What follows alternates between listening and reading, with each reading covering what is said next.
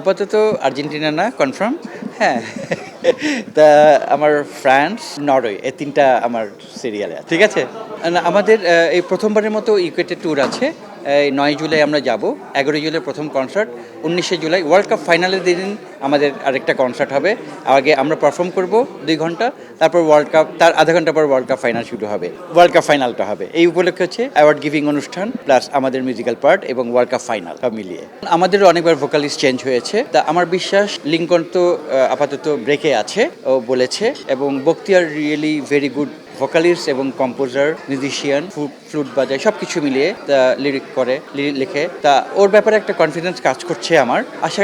এখন প্রথমেই তো কিছু বলা যায় না, ও করতে করতে একটা জায়গায় জেল হবে। হ্যাঁ, এটা সময় দিতে হবে কিন্তু। স্মাইল বেবি ডাইপার এর সুপার অ্যাবজর্পশন টেকনোলজি এখন দেয় 30% বেশি শোষণ ক্ষমতা।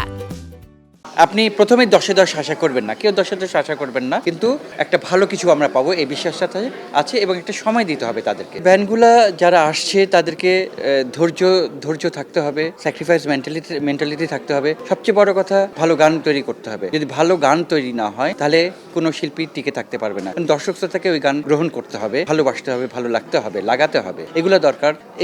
আর অনেকেই আসলে মিউজিককে প্রফেশন হিসেবে নিতে পারে না, কারণ ক্যারিয়ারের কারণে, স্টাডির কারণে সবাই দেশে বিদেশে চলে যায় বা অন্য প্রফেশনে চলে যায়। মিউজিকে যেহেতু ওই প্রফেশন হিসেবে নিবার আস্থাটা থাকে না, তা এই কারণেই অনেক ব্যান্ড স্টুডেন্ট লাইফে কন্টিনিউ করে বন্ধু বান্ধবরা মিলিয়ে, কিন্তু পরে এই কনফিডেন্সের অভাবে আসলে কন্টিনিউ করতে পারে না বলে হারিয়ে যায়। আর তাছাড়া এখানে মিউজিক প্ল্যাটফর্ম অনেক কম, ইন্টারন্যাশনাল প্রমোটার কম। এইগুলো যদি প্রপারলি থাকে তাহলে তারা আরও এনকারেজ হবে এবং একটা ভরসার জায়গা পাবে।